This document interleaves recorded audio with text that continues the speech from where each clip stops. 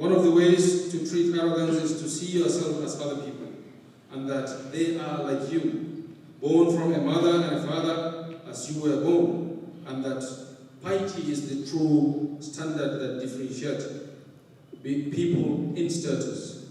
Allah says, indeed, the most noble of you in the sight of Allah is the most righteous of you. And let the arrogant Muslim know that no matter charismatic he or she is, they are too weak to reach the length of the mountains or pierce the earth. One of the cures of arrogance is for a person to know that the arrogant person will be gathered on the day of resurrection as small as atoms trampled by feet. The arrogant person is hated by people just as he is hated by Allah Almighty. People would always love the humble, the tolerant, the soft-mannered, and they hate the rough and tough of people. Another cure is that people should remember that they and their urine came out through one place, or one being, and that their beginning was from sperm, while their end is a stinking cadaver. So why should we be arrogant? Ibn Hazm al-Andalusi said, if you are arrogant because of your knowledge, you should know that you don't work by it. You should remember that knowledge is a gift from Allah, so don't anger Him with arrogance. Instead, show some gratitude towards Him and be humble towards people.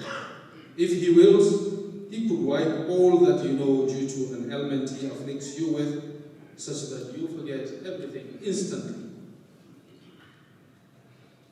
Among what was narrated with regards to the punishment of arrogant people is the hadith of Abu Hurairah that the Messenger ﷺ said, while a man was walking, dressed in clothes, admiring himself, his hair combed, walking proudly when Allah caused the earth to swallow him. Now he will continue to go down in it as a punishment until the day of resurrection. Many people are ignorant of their own shortcomings. Someone sees a speck in his brother's eyes and does not see a stump in his own eye.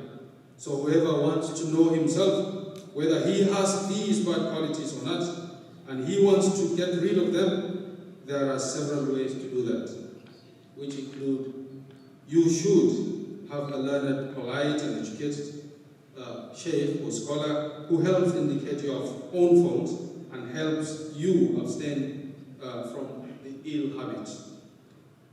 You should be focused on your own shortcomings by heeding to the advice of advisors, guidance from brothers and associates, and those cohabiting with you.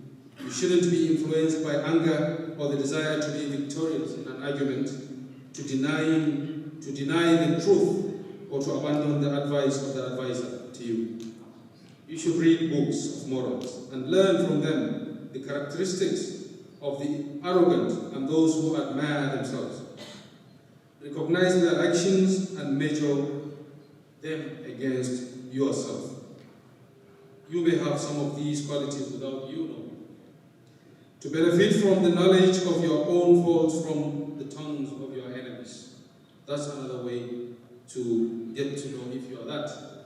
To see yourself as others and that they are like you, born of a mother and a father as you were born, and that piety is the true yardstick for variation in status.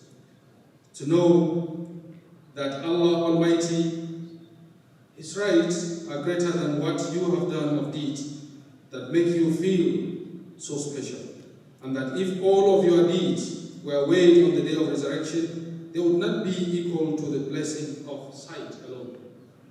Then how about the blessing of guidance? How about the blessing of faith? If you know that Allah is the one who guided you to this deed, why then are you arrogant? And finally, to make a lot of supplications to Allah Almighty for guidance and steadfastness on good manner and abstaining from bad ones. It was one of the supplications of the Messenger ﷺ. He used to say, and guide me in the best of conduct, for none but you guides anyone in good conduct. Remove sins from me, for none else but you can remove sins from me. May Allah subhanahu wa ta'ala protect us from being arrogant and boastful. May Allah subhanahu wa ta'ala accept our acts of ibadah. Subhanakallahumma wa bihamdika ashhadu an la ilaha illa anta astaghfiruka wa atubu